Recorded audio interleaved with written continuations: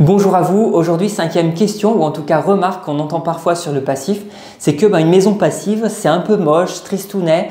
Parfois on imagine que c'est forcément un cube tout blanc qui n'a pas d'âme. Alors bien sûr c'est faux, nous les architectes on a de la suite dans les idées et puis on aime bien exprimer notre créativité même quand il y a quelques contraintes. Alors la contrainte qui est réelle en passif, c'est qu'on va chercher si possible de la compacité dans le volume de notre construction. Alors pourquoi la compacité?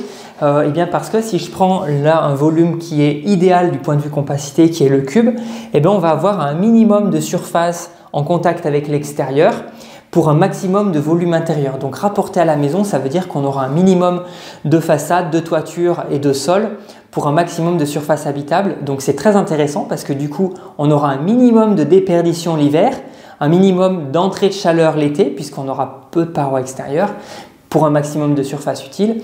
Et puis en plus, on va consommer un minimum de matériaux. Et donc ça, c'est intéressant du point de vue écologique et économique. Donc c'est vrai que pour cette raison, dans mes projets, j'essaye autant que possible de viser de la compacité, mais c'est tout à fait possible de faire des choses encore plus évoluées. Si vous voulez faire une maison passive en Z, par exemple, c'est possible, mais c'est juste que ça vous coûtera plus cher et ça consommera plus de matériaux.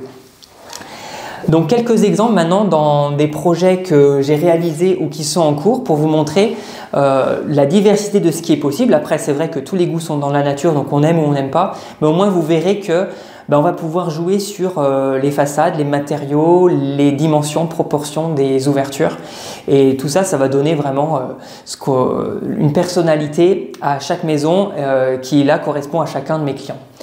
Donc un exemple de rénovation, là c'était une grange qu'on a transformée en maison passive, en plus on était en zone monument historique. Là une construction neuve en bois, donc là on joue sur les matériaux en façade, on a du bardage bois vertical, on a des panneaux composites et puis voilà une grande baie vitrée ici, là on a une baie vitrée d'angle. Là on ne le voit pas bien sur la photo mais côté nord on joue avec un volume qui est non chauffé qui vient en retrait. Ici une petite maison qui a un bardage en acier laqué à la fois sur la façade et sur la toiture. Là une maison toute plein pied en ossature bois où on va jouer sur les volumes avec un petit creux au niveau de la porte d'entrée et puis là on a deux volumes qui ne sont pas alignés l'un sur l'autre et on va accentuer même la chose avec un traitement de façade différent. Là on a du bois, là on a de l'enduit. Ça, c'est une rénovation de grange à nouveau, où là, on a un grand bâtiment agricole dont on devait aménager l'extrémité sud en logement. Et là, du coup, on avait un grand pignon tout en briques qu'on est venu percer. Et là, on complète avec du bois.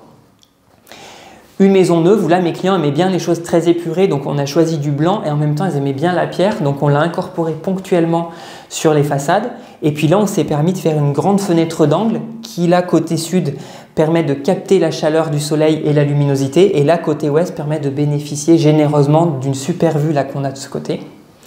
Et puis là, dernier exemple avec une maison de plein pied en bois avec cette fois un toit en pente et là on a deux pans à différentes hauteurs et là sur la façade sud à nouveau une grande fenêtre d'angle. Voilà, donc tout ça pour montrer que la diversité est quand même grande de ce qu'on peut faire et puis j'ai même des confrères ou consoeurs architectes qui vont sortir de cette compacité, voilà, en fonction des possibilités, du contexte, du budget, etc. Donc le panel est quand même vraiment large de ce qu'on peut faire en passif. Voilà pour aujourd'hui, je vous souhaite une très bonne journée, je vous dis à bientôt. Ciao!